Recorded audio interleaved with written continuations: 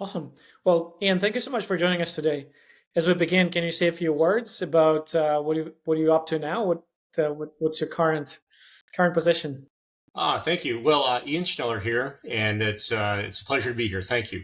And I've enjoyed all of your newsletters that you've been sending for several years now. Very, very helpful, and I do encourage anyone in the field to subscribe and read to them. It's great Thank you. insight into what's happening. Ian Schneller, formerly the Chief Information Security Officer at Healthcare Service Corporation, and right now, really, what doing is entertaining what does next look like? Is it full-time retirement? Is it semi-retirement? Is it doing something else? And what I find I'm really liking is advisory roles, helping organizations mature cybersecurity programs or helping suppliers understand how to connect with potential clients, or frankly, just entertaining some board positions for non-technology firms. Interesting. So it's a large organization in a regular. So healthcare and financial services too, a fairly heavily regulated industry. So you have a lot of very interesting experiences, but also a very interesting perspective. Uh, but how did you get started in cybersecurity? What was the first role that was the entry point for you? It's an interesting question, and I'll start with about 4 months ago, a bunch of CISOs in Dallas, we met together for happy hour. And the question came about, how did you get started in the field?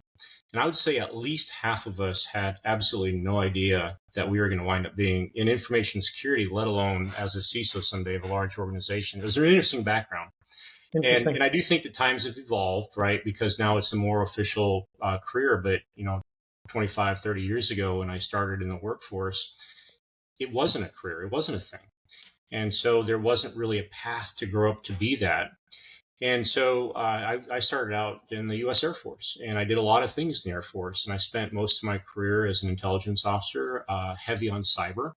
And along the way, at a certain point in my career, I was asked to be a squadron commander of the unit that was effectively the equivalent of the CIO and CISO position for that organization, about 25,000 people. So not small, not huge, but a good starter role. And then moved into critical infrastructure protection, so that when I retired, it was really kind of a natural jump to go into an information security team. And I happened to go into a large Wall Street organization, learned a lot, heavily involved in helping the US government shape policy to better protect critical infrastructure. And long story short, moved into a CISO role for another financial organization here in Dallas. And then about 4 years ago, a little over 4 years ago, moved into the role in the healthcare sector in Healthcare Service Corporation. But what was interesting, going back to that Dallas conversation, there was somebody who started out as a ballerina, someone who was in an orchestra, someone who Wow. rode rodeos. A fighter pilot was in the mix, and we went around the room on how we started our careers, and it was so interesting to see the different roles. And so, maybe one of the big lessons here is, you don't have to start out in information security to become an information security expert. You can transition. On the flip side, now I think the field has evolved where formal training exists, formal career pathing exists, where if that's something you want to do, there is a path to get there now. Interesting. It's we always ask this question, and we've done quite a few of these interviews. And you're right. It's interesting. There's no one kind of main road, main entry point. It's actually quite a few CISOs. They either Air Force or Army. That was the first step. And sometimes it's switching from technology, from IT to cyber, and sometimes it's even I don't know, teachers. And I don't think we had ballerinas though, so this is the first time I have to figure out who that is. Yeah. But from your experience, and you're right, like I think the field is maturing very quickly. For someone who is now considering a career in cybersecurity, maybe a student in college, or someone who's considering a transition from, let's say, IT to cyber, what would be your advice? Because there are so many different ideas and so many different takes. Some people say go wide. Some people say go deep. Some people say go mentors and connections. Other people say certifications is the way to go. So there are so many different takes. From the vantage point of your experience, what would be your advice for someone who's just starting in their role with an eye as VP or C-level position? What should they focus on right now? What are the two, three things in your That's a great question, and several in there. I'll unwind them in a little bit different order because the first thing I heard, or sorry, one of the things I heard was, should I get a certification or not? And just this year, I've given 4 guest lectures to graduating classes in the Dallas area, large universities in cybersecurity, and that's a question I get all the time. Hey, should I get a certification? And my answer is usually like this. And I actually wrote an article on it. I published on LinkedIn articles not that long ago because so many people ask, is your mileage might vary. I've seen people who collect certifications and they clearly studied with the information to retain for the duration of their test. They don't know anything anymore, but they have the cert. I see people who don't have certs that are amazing experts in the field. So if you're going to pursue a certification for career goals, really study it, understand it, synthesize the information, and use it to help you grow in your job. If you're going just after the paper, you know what it means. You're going to have a lot of renewal fees each year and a lot of admin tasks uploading your CPEs. So it can help you. It can certainly help you get through the resume screening process. But you know, in my experience, is if you just sought the paper and don't really remember what you took, it'll come out in the interview really quick, and it won't really work out the way you think. So that's my certification question. That's a long topic that we briefly listed here. Advice for starting the field. First of all, it's a great field to be in. So I highly recommend it. And I can't really see the field ever going away. I can see it changing, and it is changing. And we can talk about that later. A couple things I see are recommendations. And again, there are many recommendations. Collect recommendations. They're different. Process them for what works best for you. What I did and what I see work well for others is you're starting out in an entry level position. You kind of need to go narrow and deep, right? Your job at that point is to become an expert, perform well, be reliable, build trust, become a de facto leader in that team. And as you do that and get promoted up, you'll have to then focus less on the depth and more on the breadth. And there's a really interesting book I finished this a month ago on that topic called Range. It's a good professional development book I'd recommend that talks about that exact point. As you go up in the positions, you're going to be more about the breadth of your experience. But that's only part of it. The next part is you need to study leadership, management. It doesn't come usually as a formal training course with your organization. You need to study, learn on your own, and do that all the time. You can start in your first piece. And so study, read, join groups, get a mentor. And as you combine your breadth of experience with your leadership skills, you'll find that the positions open up. Then you get the tricky ones. How do you become a strategist? How do you read budgets? How do you forecast? How do you plan, right? How do you start to work across the other divisions in the organization? These are all skills to work on as you move up. And again, a great question, a very long question. The final one I would say, I see people agonize. Ian, I've been in the field for 8 years and I'm not a CISO yet. That's okay. It's not going to come immediately. If you do too soon, you won't be ready and you probably won't do well. So enjoy the journey, become, a very effective leader at whatever position you're in, and eventually it will come. It's interesting. Well, you mentioned you wrote an article on LinkedIn. I remember there was a post about a year ago. Someone said everyone in cybersecurity wants to be a CISO, and every CISO wants to do something else. And then it really kind of it's taken off, and people are liked it, and it went viral, as they say, with comments. So it's interesting. As you mentioned, it's maybe being a technical practitioner is something that people can be passionate about for a long time, and they don't want to manage and deal with politics and deal with everything that comes with the leadership position. So it's but I think what I'm hearing, and I would love to hear your take on this, is that when we make a decision, it's like stepping into a river that's going to take you places and you don't ever know, and you're just taking a leap of faith and taking a chance. But what I'm hearing a lot is if you decide to make a career in cyber, it's something you need to be passionate about for a long period of time. So it's not just something, oh, I think there's opportunity or it's a paycheck. It's something you need to be constantly curious, because the field is moving so fast and the pressures are so high that if you're not interested, you're just going to burn out, and that's probably not the field for you. What's your take on that? Right. One thing you said, I think that's really important. Yeah, as opposed to maybe some other career paths, this career, you're not going to get bored. And if you like to learn every day, there's always something to learn. And if you feel like you've mastered one area, there's many others to study and become an expert in. And so it's very hard to get bored. It's very rarely the same old thing. So that's good, right? I think that's good if that's what you like. The other one I would suggest, just looking at not just my path, but others, is part of it is up to you. You know, what's your path? What's your goal? Have you let your leadership know and other people know your goals? They'll help you get there. The other thing I noticed is sometimes real life just has a way to nudge and pull you in directions that, maybe don't make sense at the time it's happening. And it's happened to me, it's happened to others. Remember how I mentioned how the CISOs started out at the Dallas table? Life kind of nudged them into, where they should be. And so that will happen to many as well. And part of that is your management, your leadership, seeing your strengths and knowing where there's needs to help develop you. And they might recommend you go over here and do something different.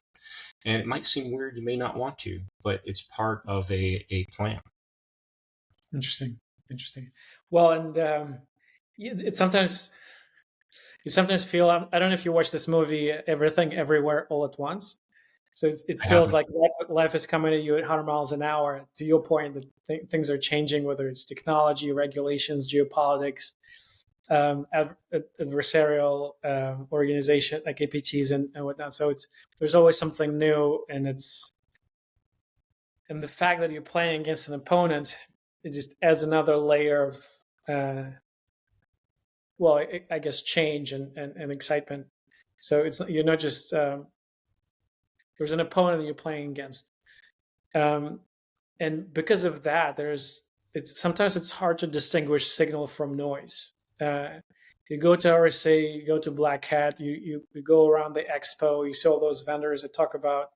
Well, they used to talk about zero trust, all of them. Now they all talk about AI. Everything is AI now. And it's sometimes hard to distinguish signal versus noise. From the CISO perspective, and from the people from your experience and from people that you talk to, what is top of mind for CISOs these days? It could be technologies that people are concerned about or excited about, or exploits, or geopolitics, or regulations. What are people talking about? It's a When you're at good, a coffee or dinner or lunch, when it just peers and no one is listening. yeah, it's a good question. And each one of those topics, the answer is yes, and more. And of course, AI is always in there too. And it is a buzzword, but it's not, because it's real. It's here. It's coming. It's going to get bigger. And one can read by looking at the news, if you do it wrong, the impact's quite great. It could be a breach, wrong answers, the impact of the wrong answers. And so it's a role bigger than the CISO to ensure AI is appropriately implemented. But because in general, CISOs, information security professionals, understand how bad actors try to do bad things, that mindset really helps protect AI capabilities that you might have. On the flip side, AI is generating a lot of new methods that attackers are using against you. So we're really kind of in AI right now. Um, where I look at AI is in a general category that I look at a lot of things. Companies are going to innovate, and they've been doing that. It might be building some new technology, buying some new technology. AI is kind of another way to enable innovation. And as CISOs, if we've done this right, we've already got the framework to ensure that those innovations, whether it be something new we buy or something we build, are into what I call a secure by design channel. that we're there at the very beginning. We design security along with the product leads at the very first and get it built into the plan so that the technology is delivered on time and it's secure.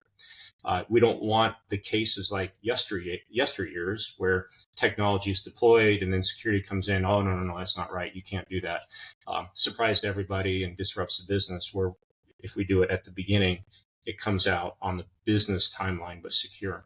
And so the difference with AI is the threats are a little bit different. The protection methods are a little bit different in one aspect, but in general, they're kind of the same. And I know I could take a lot of flack for that statement. I'm saying at a macro view of understanding how do you design the processes around ensuring it comes out secure. The methodologies are going to differ. Yeah. Well, as you said, uh, back in Kevin Mitnick's days, the tools were a phone book and a payphone, right? And tools have evolved since those days. Actually, well, it's But I one thing mentioned that hasn't changed, there's always a threat actor that's going to want to get into your system, and they're going to find a way. So whatever we know of today, don't ever underestimate the human ingenuity of the mind of an attacker. They will find a way. And so part of our job is to kind of forecast how that might happen or detect if it happens and to try to stay in front of that. It's a tough job. For sure, for sure. Well, and the conversations that I hear about AI, they kind of fall into three main buckets. One is what you mentioned, where business is deploying AI solutions. A lot of it is kind of productivity related, and CISOs and cybersecurity teams are tasked with providing guardrails that enable business to deploy those solutions in a secure way. Another bucket, AI tools that support cybersecurity organization. I see a lot of new development in AI SOC when instead of humans looking at those alerts, AI analyzes and prioritizes those alerts and remediates some of it. So it's AI tools that enabling more productivity or better high quality of work from cybersecurity teams. And the third aspect, as you mentioned, it's AI being used by nefarious actors, whether it's deep fakes or I'm noticing that phishing emails are getting better in terms of grammar, and they're not as sloppy and obvious as before. And I think these are early innings in terms of creating personalized campaigns using findable data on social media and whatnot. I think we're in early innings because AI will enable nefarious actors to launch those campaigns at scale, and it's fairly scary one. So those kind of three buckets. You touched on the first one. Do you have a perspective on the second and the third, like the some of the tools that you're excited about that are coming online, enabling cybersecurity teams, whether it's AI SOC or securing agentic AI or things of that nature? And what's your take on some of the attack vectors that we're seeing in the wild more and more? Well, the ones that I see kind of from outsider looking in is deep fakes, but I'm sure there's probably more that we don't even see. Right. Well, a couple angles there because you mentioned deep fakes, and a lot of the time, I'm not going to say all the time, but a lot of the time, the deep fakes and such are targeted against those who move money. They're after, look at the motivations. They're after money most of the time, and so no matter what I recommend is look at the business process behind moving money and have a different check to the balance in place that's a non-cyber solution. So it might be a separate off-channel validation of instructions to move money. Because no matter what we do on the cyber front to counter those vectors, the threat actor is going to come up with something new. And if you have a different validation mechanism in place, that's usually what helps in this case. I'm not going to say always, but it really does help. But taking back to your broader question, the threat environment is high. and it's only getting high. And by that, I mean the types of attacks, the quantity, the volume, the direction, the methodology. It's only getting bigger. And the answer can't be more people every time. You run out of budget, you run out of people. And AI is one way I think that will really help solve this conundrum we're in. And what I mean by that is I see some really nice AI potential that is right now, with a few exceptions, focused in individual technology stacks. You get a good AI driven answer for the view of the world that technology or process is designed to look at. The really interesting strengths I see are where it's integrated across a large set of controls and it's looking at what one control might be picking up versus something else over here and correlating a bigger picture of what might be happening, prioritize so that the humans in the SOC can go right to this one point, the highest priority point of most likelihood of something needing attention.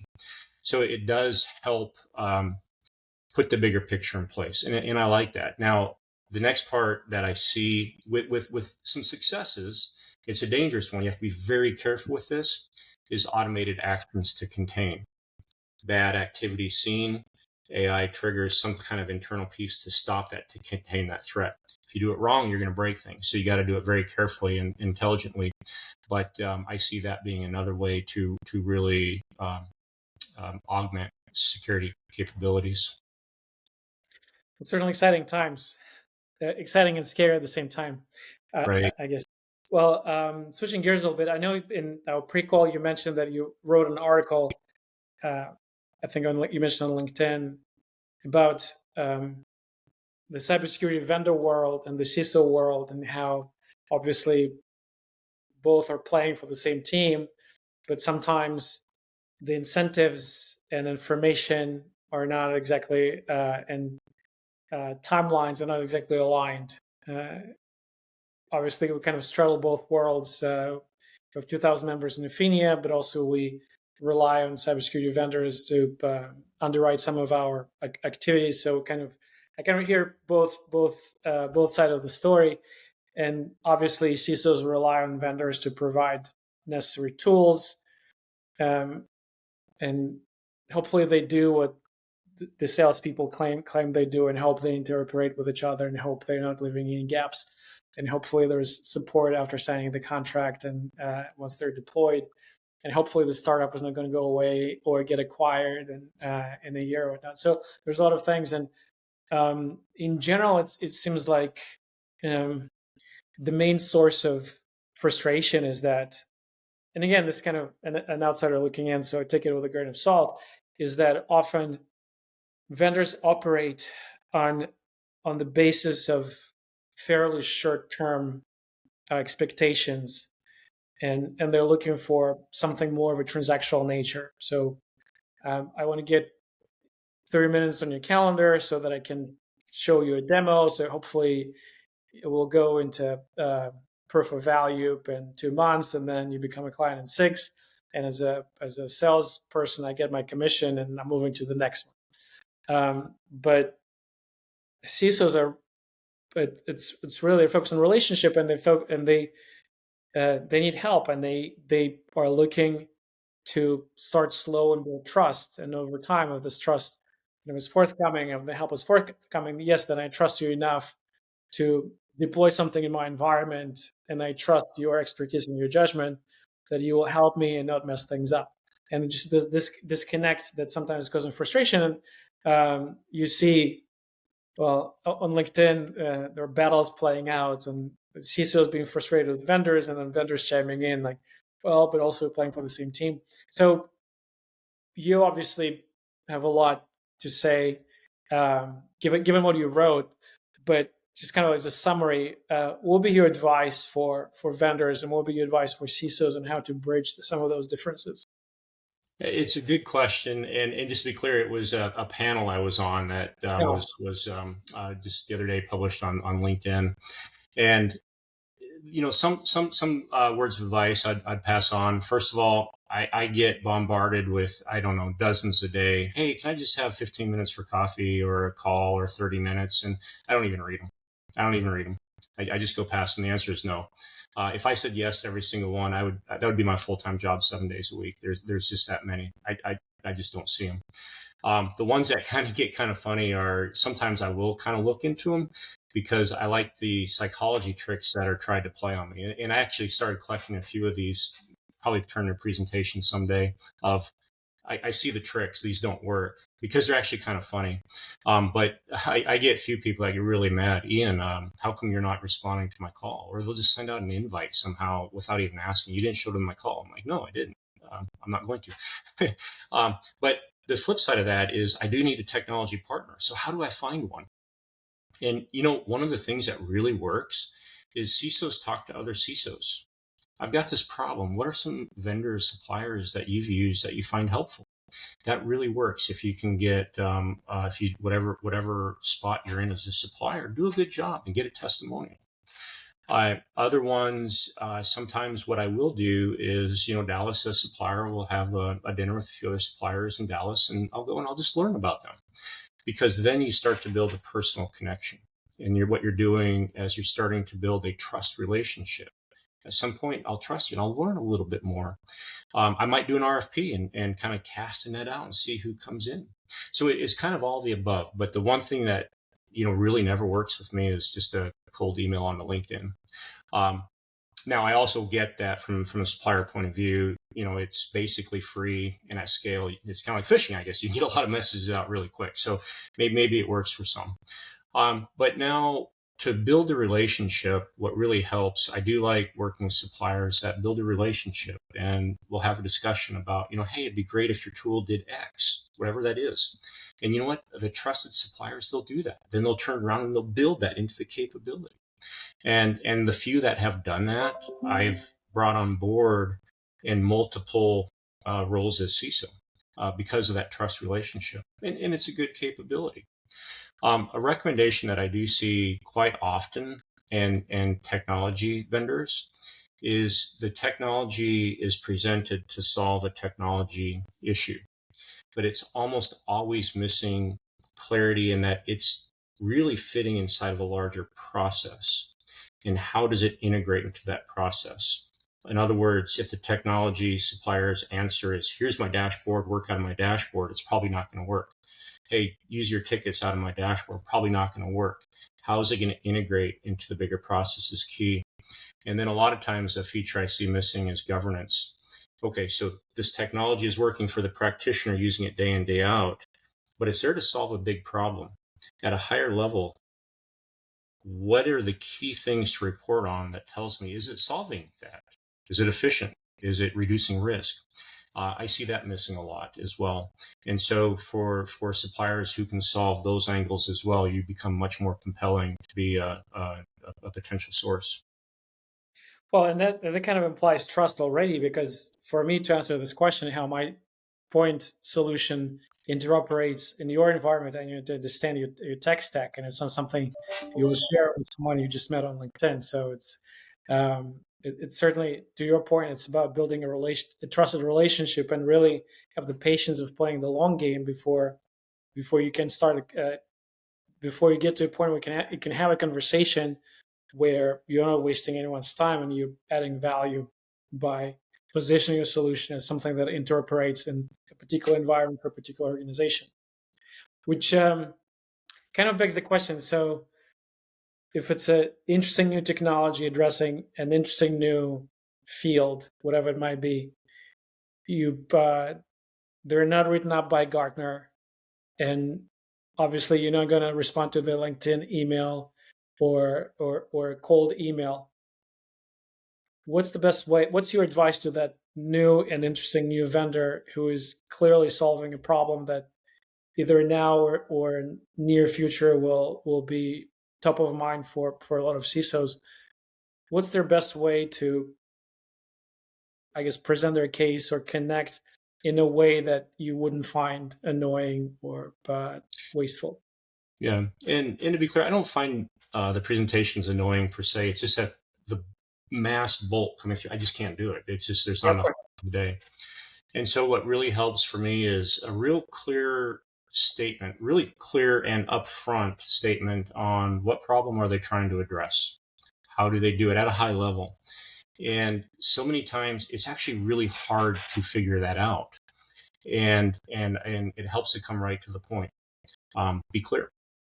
And then, another question I'll usually say is, who's your customer base? Can you say? And I get that sometimes you can't. I don't hold that against you, but if you can say it, it does really help, because I want to know, are other people using this? And then, another one, frankly, what's in the back of my mind is, am I going to sign on with you? But are you so new that you become insolvent in a year and I got to solve the problem all over again? So I'm looking at, what's the long term health of the company? What's the likelihood that you'll still be in business, a couple, 3 years from now when we renew? So I'm looking at all of that. Where do you keep and store and process information? That has a global impact depending on what business you're in. But the biggest one, I would say, I will go to webinars, right? And what really helps are webinars where somebody who's using you also comes in and talks about that. So that, during lunch, I'll watch and listen. Testimonials, I really mean it. CISOs do ask other CISOs, in general, what vendors are trusted partners. I got this problem. Who can? RFPs. I read Gartner all the time. That helps too. I'm not saying you have to be in the magic quadrant, but it is helpful if you're in the report somewhere. And then, once in a while too, I'll just I will go on LinkedIn and read material that's presented, right? Kind of hit or miss. So those are the ways that work for me. Interesting. I think it's super helpful because I hear some crazy stories. The lengths that the vendors go to, yeah, it becomes the line is blurry, and sometimes they clearly, in terms of aggressiveness and persistence, and it's crossed, and it's not cool. Right. On aggressiveness, I do want to say too, no kidding, around Super Bowl time, I've got plenty of vendors, hey, come to our Super Bowl suite. We'll pay. No, that's way too aggressive. Crosses the line, not even going to go there. Right. And so you can be so aggressive, you work yourself out of a potential deal there. For sure. No, it's, and again, like focusing on the long game and focusing on the relationship, and focus on giving first. Well, giving first and giving 10 times before you actually even ask for anything. That's Right. how I think people should approach networking. But unfortunately, these vendors often are driven by investors, board, senior management that tend to think quarter to quarter, not decade to decade. So Right. it drives a little bit of a short termism, if you wish. I But should that's say conferences work too. Frankly, that they do work. And I'll look at the interesting. conference desk and poke around and ask some questions. And if it's interesting, I will ask for a deeper dive. That really, I should have mentioned that before, but that does work. Yeah, it makes sense. And is it more like the RSAs and the Black Hats and the Gartners of this world, or is it more local? I know there is a very vibrant community in Dallas. There is also uh, Houston Security Conference. It's like I think a 2-day event that's coming up end of September. So there was a lot of very kind of active regional groups. Which ones do you like more? What's a good question? And there's the big national ones. I personally don't go to those. I'm fine with the team going. I'm sure those work fine. Dallas has plenty of events, like you mentioned. And, you know, to me, the name doesn't matter as much as just looking at who's coming. What's the agenda? Am I going to learn here? Probably yes. And I know there'll be, suppliers there with their tables. And I will make a point to walk around. I won't stop at everyone, but I'll look through. And if I can really quickly tell what you do, and I'm going to come back to that in a second. If I can tell quickly what you do, and it's something that I've got an issue that I'm trying to solve, I'll spend time and talk to you. But here's the thing, what I do recommend for suppliers, and I'm sure anybody who's walked the floor, have you ever walked by a booth and there's a lot of marketing It's right. jargon on the big sign and you have no idea what they do? We Yeah. innovate your security. Great. So does everybody. And I just keep on walking. I need to know, what do you do? And you got to do it quickly. Yeah, no, I get like the flyby badge scans and I guess it's a separate conversation on how to make those events work. But to your point, we actually host more private events for 20, 30 people, and it's again heavy on practitioners and light on vendors, and seems to be working.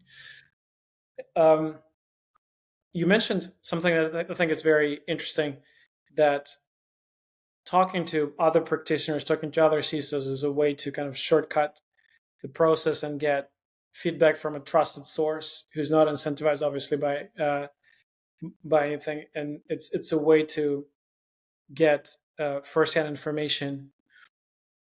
We kind of try to facilitate that, and obviously with 2,000 members, that's kind of the impetus. We have no vendors as members. It's all practitioners only, and that's kind of the idea, because we want to foster this community as a group of people that fighting the same fight, and they can trust each other, and can one create like an ambient resource where you can reach out and connect with someone and ask for advice. What would be your advice of for us? I'm sure there's no shortage of other communities, other venues. There's Vanta and Cyber Risk Alliance, and it seems like there's a new one coming online every week. But what do you think is lacking now that we should do a better job at, as far as a community of practitioners, community of CISOs? There are many groups out there. CISO Inspire comes to mind. Gartner has a few. There are many groups out there which connect, and of course your organization as well, that connects CISOs together to not share proprietary, or not to share things we shouldn't, but just in general, like defensive measures, right?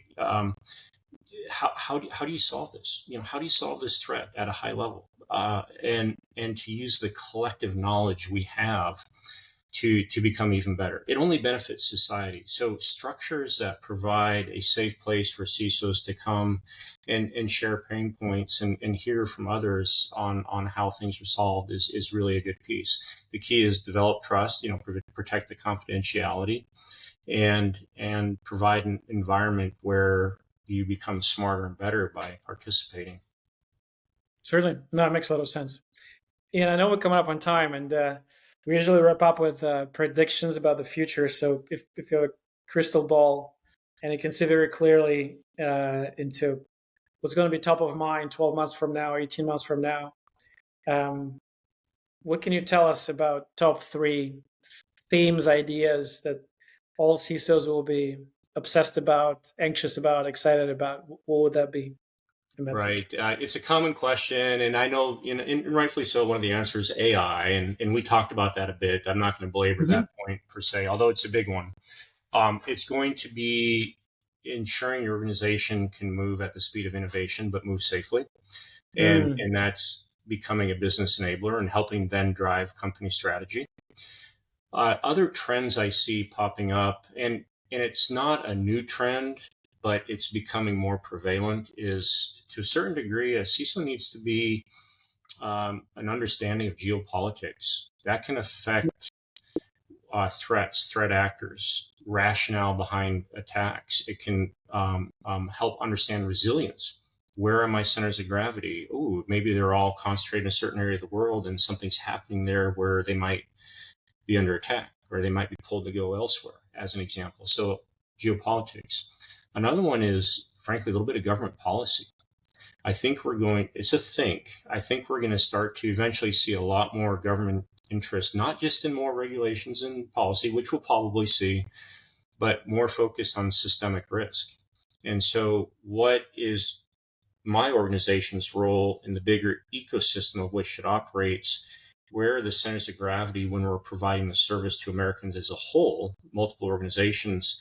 And then, and I think what we'll see is the government pushing for more collaboration in the right environments to reduce systemic risk across the country. We could go into in many examples there, which I don't think we have time for today, but I can see that one around the horizon as well. certainly. Well, especially as you probably the heavily regulated industries like financial services, healthcare, and probably critical infrastructure will be like the first three areas that kind of fit the bill, because it just so many people depend on water and healthcare and banking, and so much information that's very sensitive and can be used by nefarious actors. So it's worth protecting. Awesome. Well, Ian, thank you so much. This was very um, insightful. Thank you for taking time for this. And by the way, there was a reason I asked for predictions about the future, because 12 months from now, expect a call from us, so we'll see where we pan out in those predictions, and we'll get a new ones. But I'm kidding, obviously. But what's the best way to connect with, in the spirit of building long-term relationship? What's the best way to reach out? Well, and I know I talked about, if you do a cold call on LinkedIn, I'm not going to read it, but connect on LinkedIn is a way. Mm-hmm. I think there's two Ian Schnellers out there. I am not the guitar maker. I'm the cybersecurity Ian Schneller. Uh, but then for me, local events, depending, I'll go to a dinner occasionally where, multiple vendors are there and hear, because I like to hear and listen. That kind of thing works pretty well. Or testimonials from other CISOs really works well. Awesome. Thank you so much. Have a great day. Thank you.